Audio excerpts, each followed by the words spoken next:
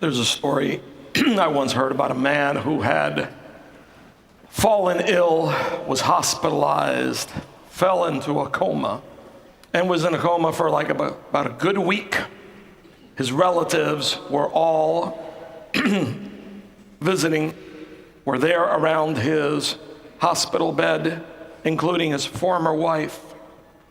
And the man suddenly, unexpectedly recovered, opened his eyes, saw his former wife there, and said, "Oh my God, I've died and gone to hell."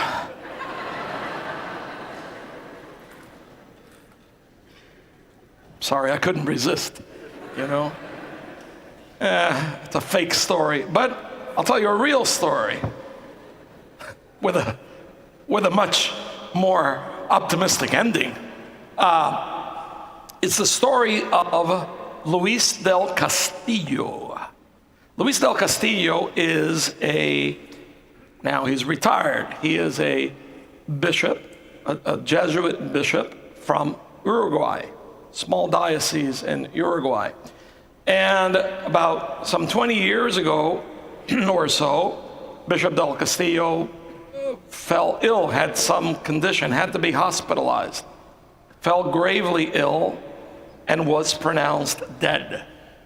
And this was announced to his diocese, and there was widespread mourning in the diocese. Since his condition had been so bad, they were anticipating his death, and they had already begun to make funeral plans for him, and they announced immediately thereafter his dying, they announced the date of the funeral mass, when it would take place.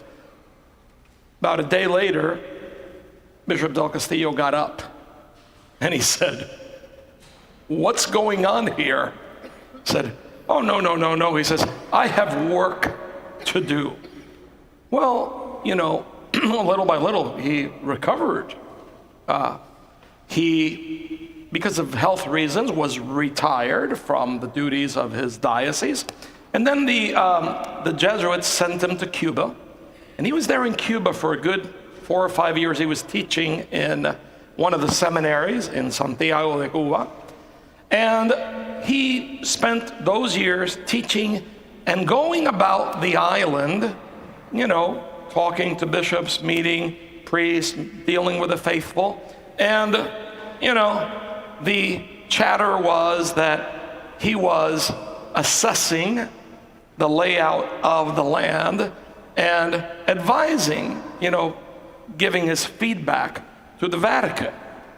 And shortly thereafter, there were changes in the leadership in some of those dioceses, not as a result of anything he did. There were bishops there that were of retirement age and they retired, and that his feedback may have largely influenced a lot of the replacements. That's the rumor.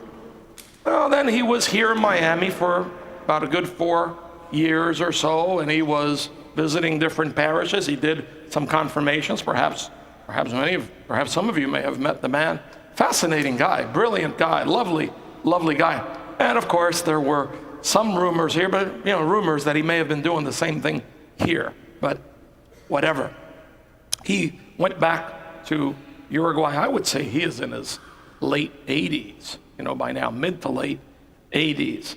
And I'm sure, if you know the man, he's probably still doing some kind of work, because he was like the Energizer Bunny.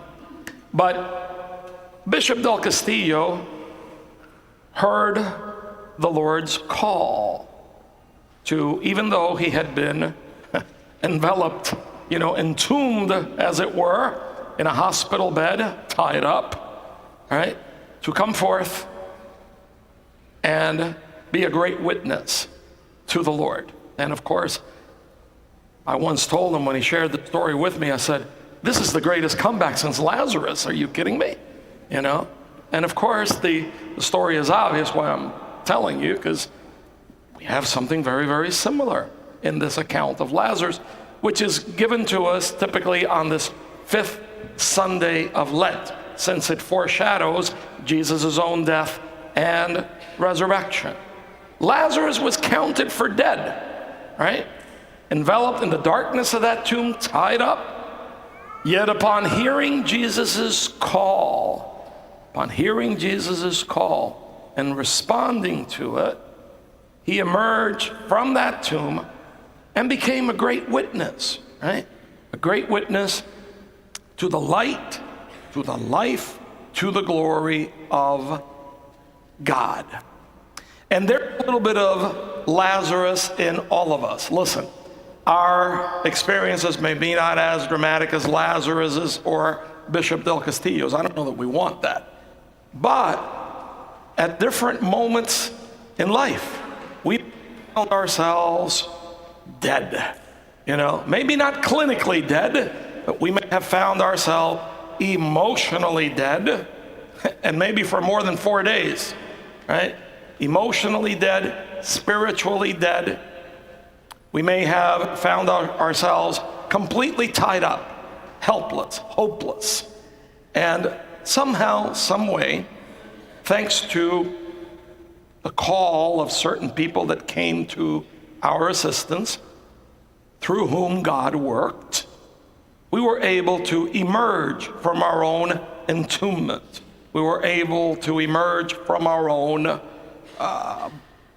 binding and have been able to walk forth, give life to others, and experience life in a brand new way, maybe in a more than likely better way, because these experiences have a way of, bringing you into greater touch with reality.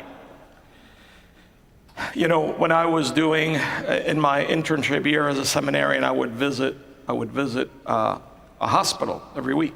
And I would be given a list of patients to take communion to, visit and whatnot. And every now and then when I would run into a patient that was very, very ill and was, bedridden, not even able to sit up or anything, I would always remind them, I would say, make sure that you don't feel sorry for yourself or helpless.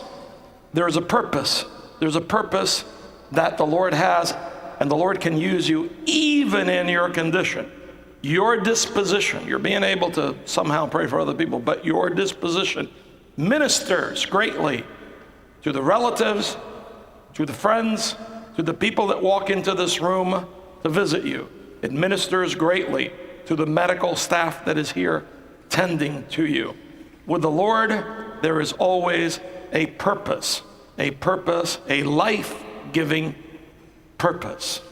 And as we come to the end of basically this Lenten season, as we approach its end, and next week we enter into those mysteries of the death and the passion, death, and resurrection of Jesus.